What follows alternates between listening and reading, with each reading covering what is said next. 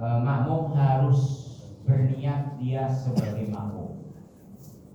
Makanya makmuman lillahi ta'ala.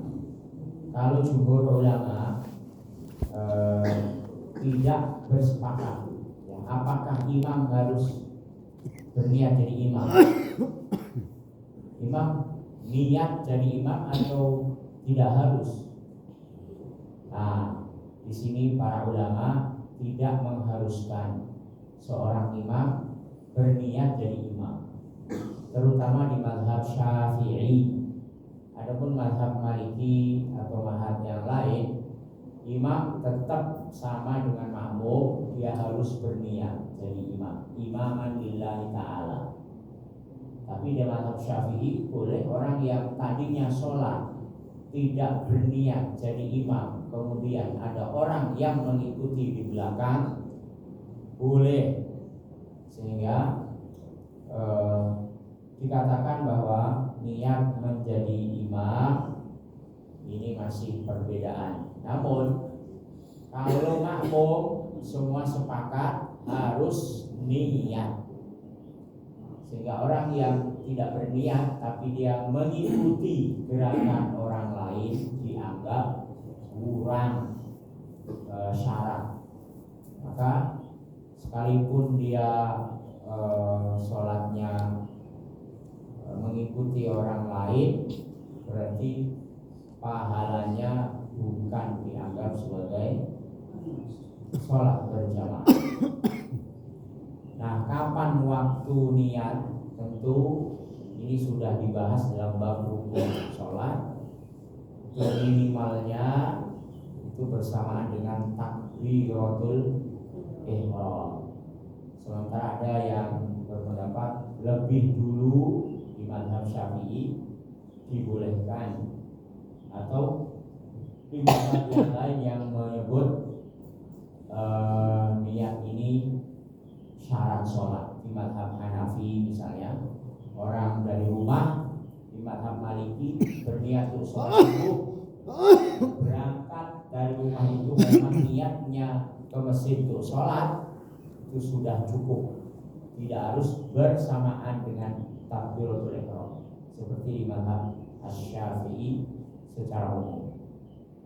Nah, apakah kesatuan niat antara makmum dengan imam itu menjadi syarat atau tidak? Jadi, jumhur ulama menyebut bahwa minimalnya harus sama gerakan, sifat dan sebab-sebab sholat antara imam dan makmum. Contoh, imamnya sholat zuhur, kemudian makmumnya sholat asar.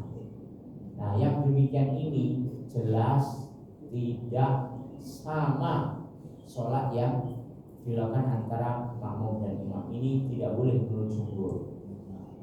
Atau sebaliknya, imamnya asar, makmumnya sholat zuhur.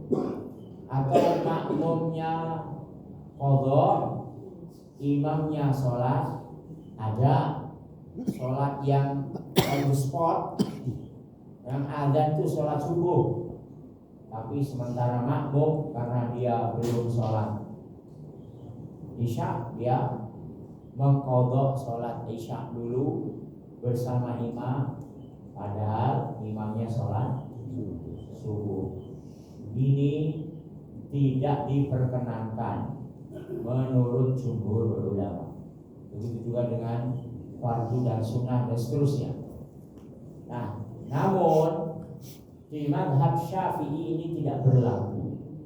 Di mazhab Syafi'i sholat apapun yang diharuskan itu kerangka besar saja.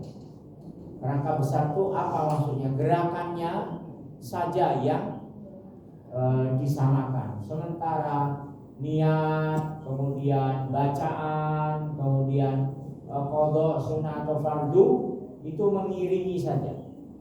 Nah, gerakan-gerakan inilah yang mengikat, sehingga antara niat imam dan makmum tidak harus sama. Sehingga orang yang sholat sunnah boleh jadi imam orang yang sholat fardu. Orang yang sholat zuhur boleh menjadi imamnya orang sholat asar dan sebaliknya. Ini di mazhab Syafi'i, tidak berlaku di mazhab Maliki misalnya. Nah, sehingga orang yang dia masuk masjid, kemudian dia sholat apa? Sholat sunnah. Kemudian ada orang yang menepuk belakangnya, dia sholat fardu. Ini dibolehkan dalam mazhab Syafi'i. Tidak harus sama. Orang yang sholat, imamnya sholat apa? Tarawih. Makmumnya sholat witir. Atau sebaliknya, imam sholat witir, makmumnya sholat tarawih. Tidak harus sama, karena menyamakan niat ini termasuk hal yang menyulitkan.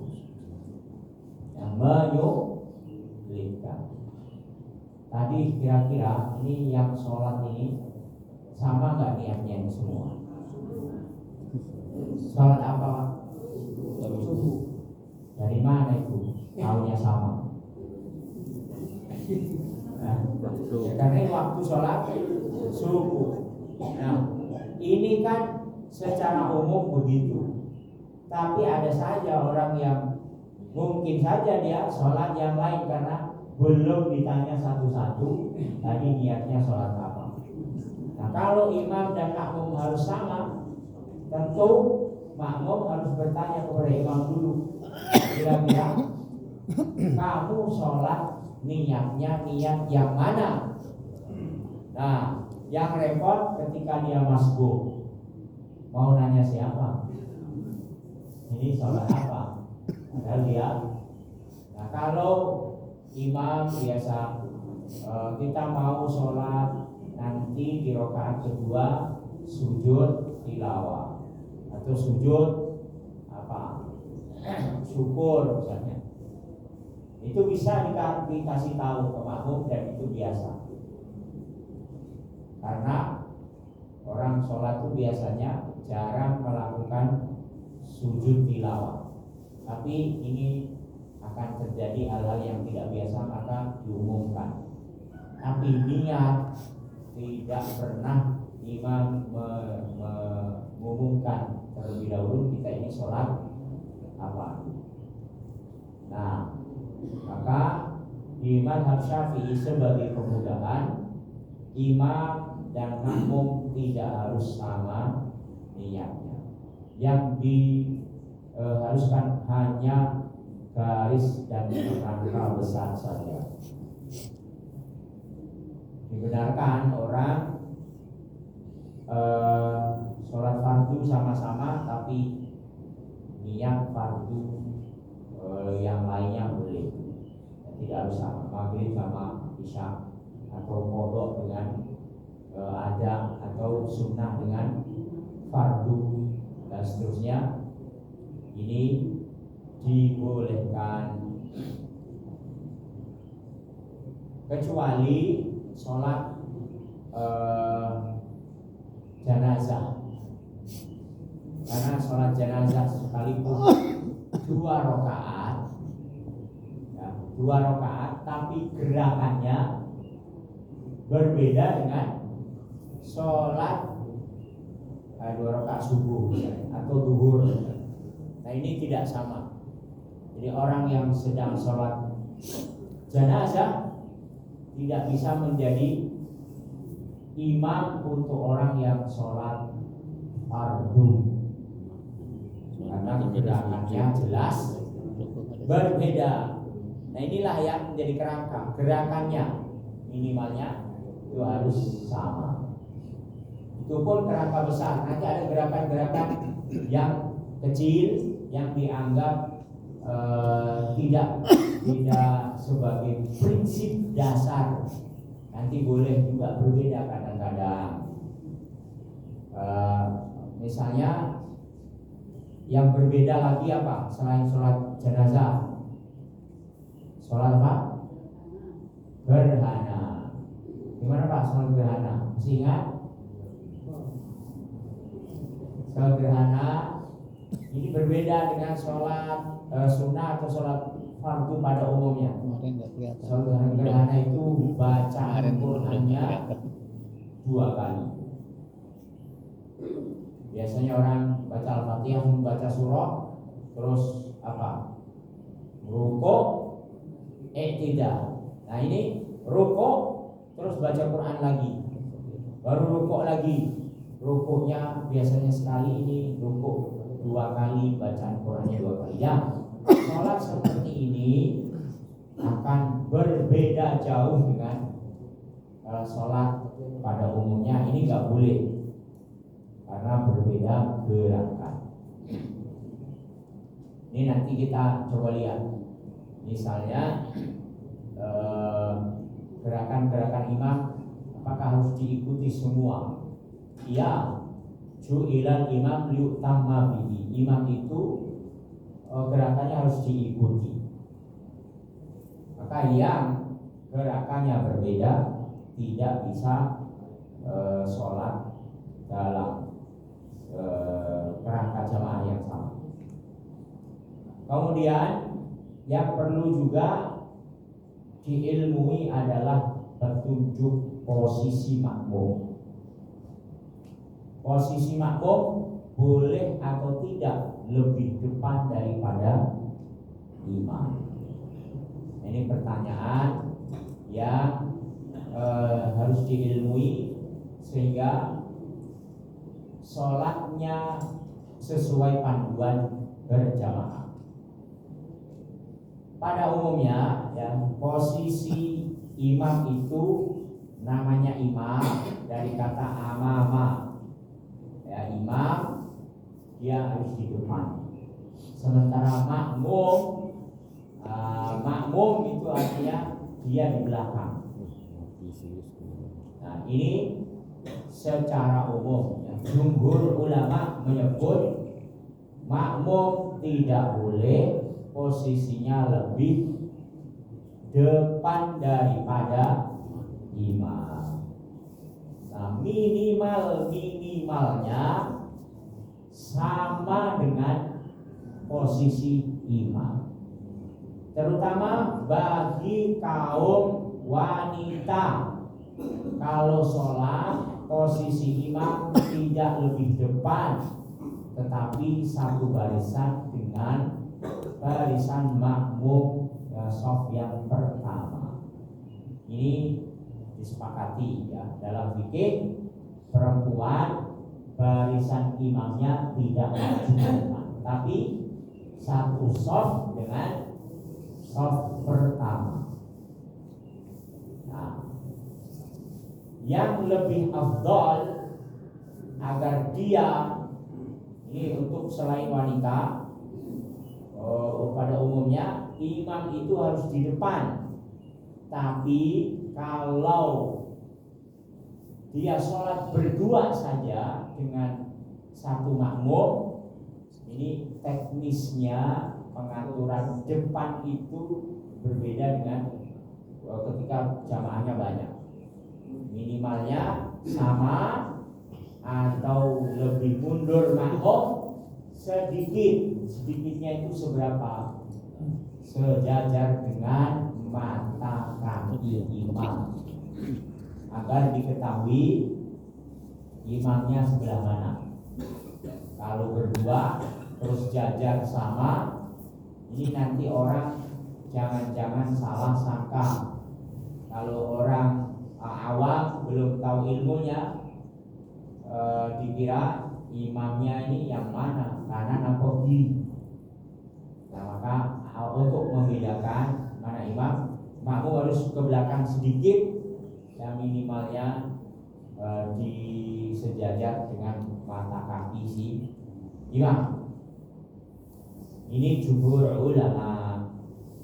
Adapun di mazhab Maliki itu semua tidak berlaku. Di mazhab Maliki bahkan makmum boleh lebih depan daripada imam. Boleh enggak? Gimana? Imamnya di depan, makmumnya di depan imam. Nah, coba lihat di Masjid Nabawi kira-kira. Di Masjid Nabawi itu imamnya sebelah mana? Tahu nggak? Tapi orang sholat ngawur aja ya. Asal dapat sholat dia sholat, asal dapat sholat. Ya. Nah, padahal posisinya nggak jelas. Di mana itu posisi imam? Nah, inilah yang menjadi dasar. Karena pada dasarnya nanti ada jamaah yang dia tidak tahu posisi imam ini di belakang kah, di depan kah. Nah, disinilah orang dalam posisi memudahkan, tidak perlu harus mencari-cari posisi imam, sholat aja, ikut gerakan itu sudah cukup. Nah, di Masjidil Haram makmum sama imam berhadap-hadapan. Ya, itu boleh. Atau kalaupun itu tidak umum, ya itu secara khusus saja. Ya, pasti dibolehkan oleh semua ulama, semua mazhab. Di mazhab Maliki secara khusus mau umum, mau di Masjidil Haram, mau Masjid Nabawi, mau masjid manapun, seandainya kita sholat ini, terus ada makmum yang sholat di samping ini lebih depan, ya nggak masalah. Contoh ini, sekarang ini masjid penuh, masjid sudah penuh nih, makmum ada 2-3 nggak ada tempat, terus dia baris di mana? Gimana? Sementara imam ini ada berapa nih space kosong? Kadang-kadang ruang imam lebih besar daripada ini. Di depannya juga kosong. Makmum nggak ada tempat lagi, maka boleh dia berdiri depan imamnya. Nah, ini di mazhab Maliki lebih mudah. Makmum harus berada pada tempat yang sama.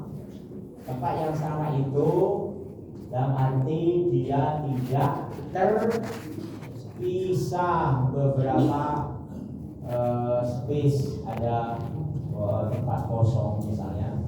Ini masjid ini ya, satu tempat, sehingga orang sholat harus nyambung dengan barisan makmum yang lain. Jangan terputus. Imamnya di sini, makmumnya di pojok sana. Ya, kalau perempuan, ya memang tidak boleh nyambung dengan shaf laki-laki. Nah, ini dia laki-laki sendiri. Ya, satu shaf full, tiba-tiba ada makmum yang berdiri di belakang sendirian, gabung sama shaf yang lain. Nah, ini kalaupun dia tidak sah, ini tidak sesuai dengan aturan jamaah. Ada kadang-kadang jamaah yang dia mungkin nggak pernah ngaji, itu ditemukan aja begitu sholat, bukan dia mendekat ke imam, yang diisi yang pojok sebelah pintu sana. Padahal ini ya, masih kosong. Tahu pojok sebelah sana. Nah, pengaturan ini bagaimana? Saya kira ini nggak ada yang bingung lah. Sudah ngaji semua bab ini. Tapi 1-2 jamaah khusus ada orang yang begitu. Jadi yang diatur, yang diisi, yang mana dulu? Belakang imam.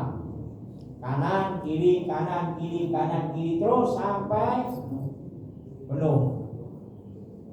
Jangan miring ke kanan semua, jangan juga ke kiri semua, harus tengah-tengah. Ini aturan dalam pengaturan shaf. Kalau sendirian makmum ya berdua sama imam saja, itu di kanannya. Kalau bertiga Nah, imam maju atau makmumnya mundur berdua. Tarik aja atau dorong aja imamnya supaya. Tapi kalau kasus dua-dua imam sama makmum ini nggak nyambung, jadi ditarik juga, balik lagi, didorong juga, melawan dorong, nah, sudah di kanannya aja terus, atau kanan kiri boleh, sehingga imamnya tetap dalam satu barisan dengan makmum, ya nggak apa-apa. Nanti tapi setelah sholat harus diceramahin dia orang. Nah, dalam satu masjid, dalam satu shop, kalaupun nanti penuh full, boleh kanan kiri, tapi tetap ya, dalam